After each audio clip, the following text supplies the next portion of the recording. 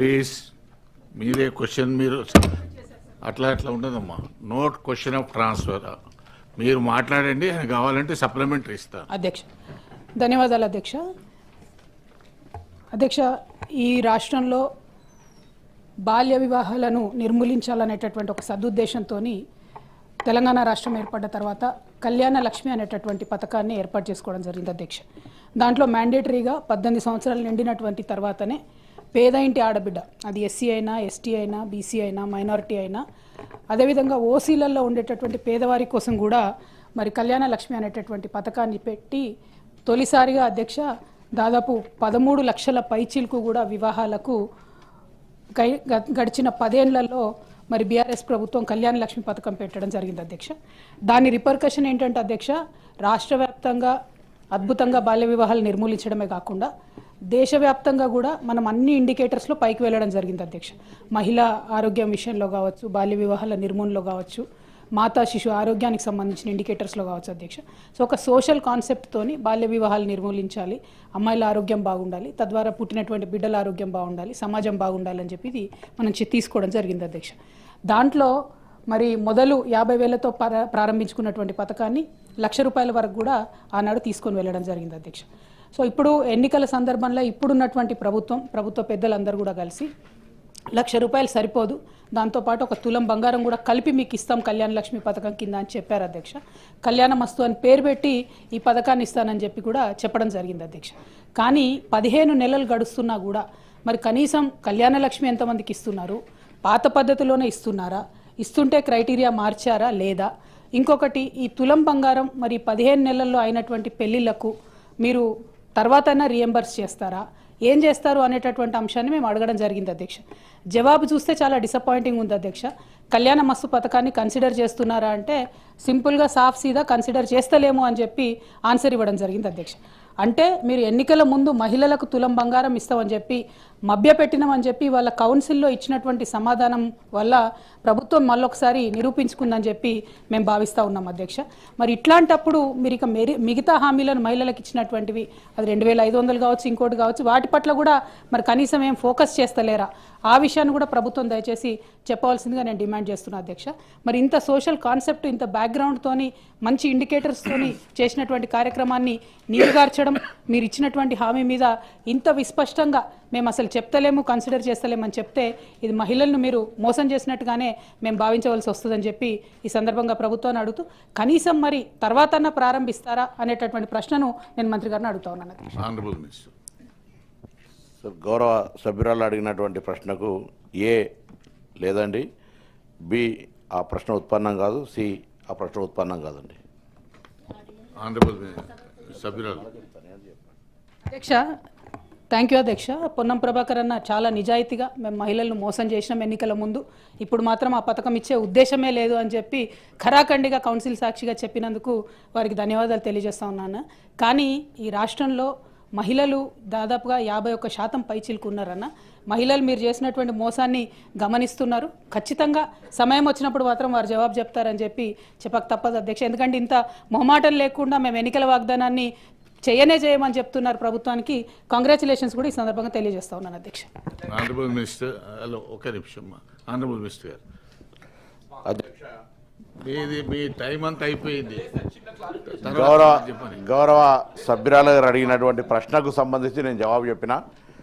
కానీ ప్రభుత్వం మహిళలకు సంబంధించి గత 10 సంవత్సరాల కంటే అనేకమైనటువంటి మెరుగైనటువంటి పథకాలను కానీ అనేకమైనటువంటి అంశాలను తీసుకొని వస్తున్నాం అధ్యక్ష. ప్రతి అంశంలో వారు అనేక సందర్భాల్లో ప్రభుత్వాన్ని విమర్శించే సందర్భాన్ని ఈ సందర్భంగా జ్ఞాపకం చేస్తూ ఉన్నాను. మేము కళ్యాణ లక్ష్మి అనేటువంటి గత పథకాన్ని కొనసాగిస్తూ ఉన్నాం అధ్యక్ష. పేరు మార్చమని వారు ఒకవేళ తప్పకుండా కళ్యాణ మస్తు అనేటువంటి ఎజెండా పెట్టుకున్నటువంటి మాట వాస్తవము. కానీ రాష్ట్ర ఆర్థిక పరిస్థితి చూసినట్టయితే వారికి ప్రత్యక్షంగా తెలుసు. మరి ఏదైనా ఆదాయ వనరులు పెంచుకోవడానికి వారు ఏదైనా మార్గము ఆలోచన చేసిస్తే తప్పకుండా ఎందుకంటే శాసనమండలి సభ్యురాలు కాబట్టి అడుగుతూ ఉన్నాం.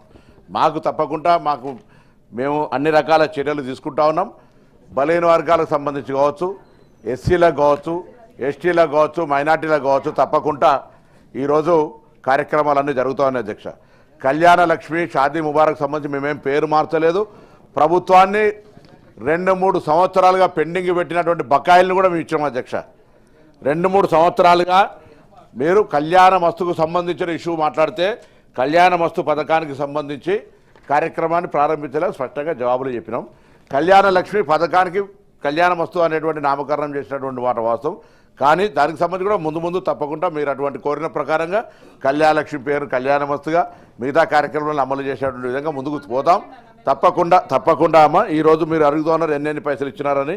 ఎస్సీలకు కానీ ఎస్టీలకు బీసీలకు సంబంధించి మొత్తం లెక్క కూడా అందరి దగ్గర ఉన్నది. ఇప్పటివరకు నిధులకు సంబంధించి ఎక్కడ కూడా ఈ పథకం మీరు అన్నట్టుగా బాల్య వివాహాలను నివారించడానికి సంబంధించి కావచ్చు, ఇతరత్ర ఎక్కడైతే గ్రామీణ ప్రాంతాల్లో ఆర్థికంగా వారికి కొంత అందుబాటులో ఉండాలనేటువంటిది పెండింగ్లో ఉన్నటువంటి బకాయిలన్నీ ఇస్తూ ఎప్పటికప్పుడు వాటిని రిలీజ్ చేస్తూ ఆ స్కీముకు సంబంధించి ఎక్కడ కూడా ఆటంకం కలగకుండా, ఆ వివాహాలు చేసుకునే వారికి ఆర్థికంగా ఇబ్బంది ఉండకుండా, గతంలో పెళ్ళై పిల్లలు పుట్టి పిల్లలతోటి చెక్కులు తీసుకొచ్చుకునేటువంటి పరిస్థితి ఉంది అధ్యక్ష.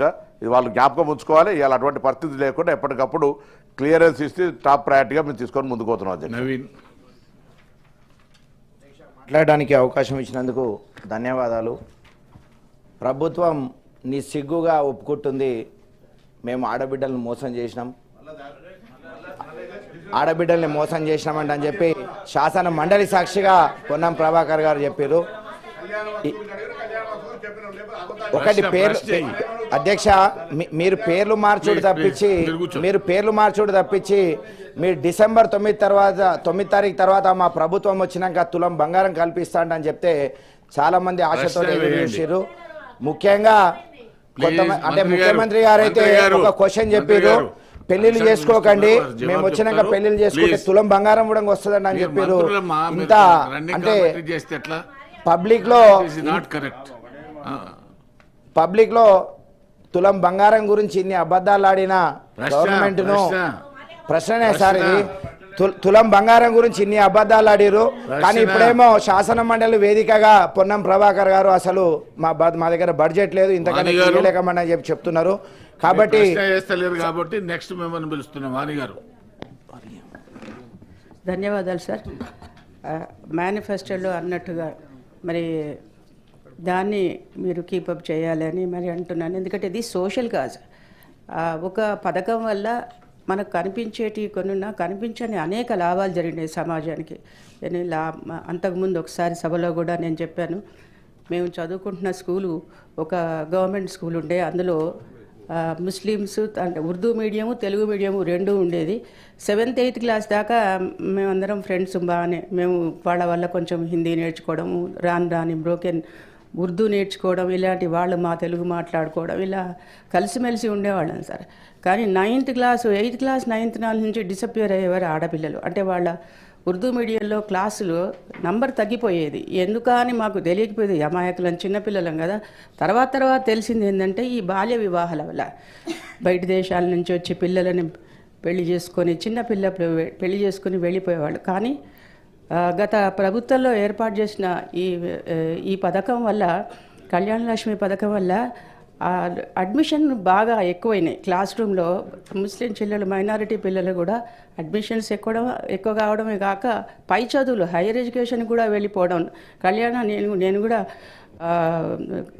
చూస్తున్నాను కదా, నేను కూడా అడ్మినిస్ట్రేషన్లో ఉన్నాను కనుక number of students in minority section is increasing day by day and they are performing best. అసలు అంటే పెళ్ళి ఒక 18 ఏళ్ళు దాటిన ఒక వ్యక్తికి ఎవరు ఆడగవచ్చు మగ కావచ్చు, డిసైడింగ్ పాయింట్ బాగుంటుంది కనుక మీరు ఈ పథకాన్ని ఇంకా మళ్ళీ తప్పకుండా కంటిన్యూ చేయాలి. పేరు మారిస్తే పర్వాలేదు, కానీ మీరు ప్రామిస్ చేసినట్టుగా తప్పకుండా ఈ పథకాన్ని కంటిన్యూ చేయాలి.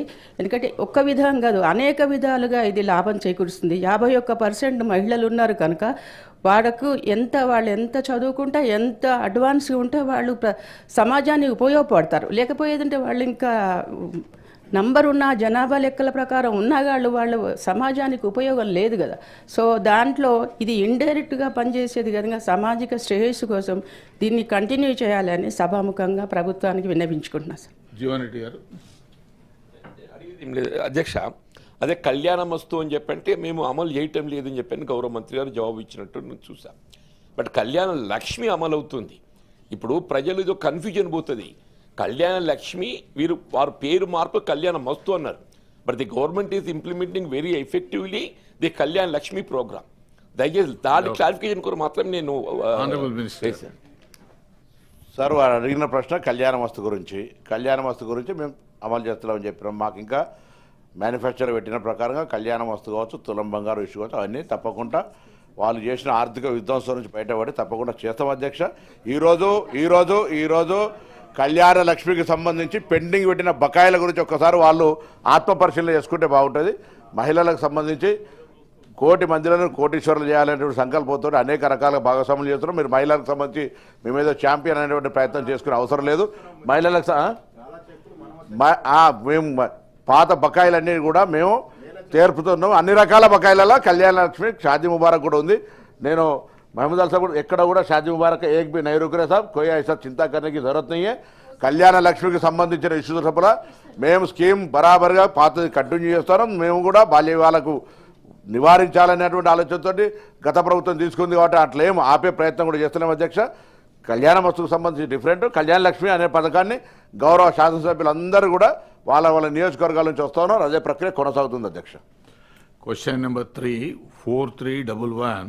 On the request of the honorable member, the question is postponed. Question number 4, 4380, Tata Madhu garu. Chairman garu, I put the question. Honorable Minister. Chairman sir, whether the works of Sitarama lift irrigation project have been completed? No sir, the works are under progress. The status of the project at present, the Sitarama lift irrigation project main canal up to 104 kilometers out of a total length of 114 kilometers is completed, including 3 pump houses. Sattupalli trunk canal, 50% of works are completed. Paler link canal, 32% of works are completed. Distributed network, out of total of 8 packages, work is commenced for 1 package. 4 packages tenders are under